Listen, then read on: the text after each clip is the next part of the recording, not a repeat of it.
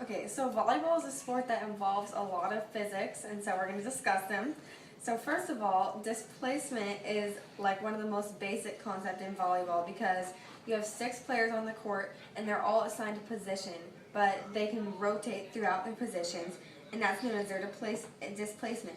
For example, we have left side hitters, right side hitters, middle hitters, and your back row players. However, because there's a set rotation, they're not going to always be in the same spot. They might rotate back to that spot, but for serve receive, they have to be in that spot that they're designated to. So now that we understand that, we can talk about velocity and acceleration. Your average velocity and acceleration are complementary of each other, and velocity is displacement at a given time. So you can find it by velocity equals distance over time. You can find out how fast the ball moves from one place to another and how fast a player moves from one place to another by this equation. So hence acceleration is the change in velocity, and players have acceleration in both direction and magnitude. So when a player moves forward and speeds up, they have a positive acceleration, and likewise if a player moves forward and slows down, they have a negative acceleration. A volleyball set, serve, and pass can move in 2 dimensions, up and down. So this is influenced by the downward force of gravity and horizontal motion, also known as projectile motion. Projectile motion can be defined as free fall, which we use in our equations, and has initial horizontal velocity.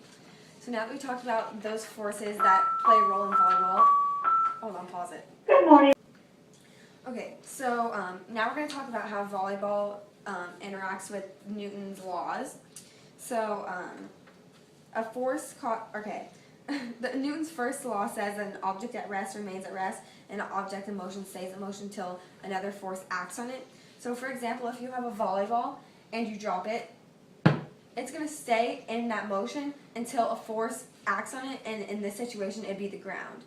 So it would just keep free falling until something like the ground acted on it and put force back up. That's why it bounces up.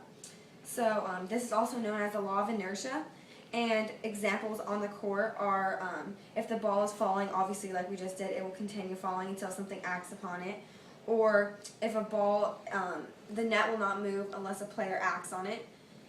So Newton's second law says that the acceleration of an object is directly proportional to the force and inversely proportional to the mass of the object.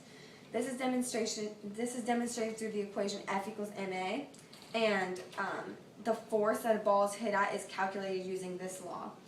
So if you know the mass and the acceleration of the ball, you can find out the force to which it's being hit. And obviously the greater the force, the better. A force acting on another body, interacting with another body, means that forces always come in pairs.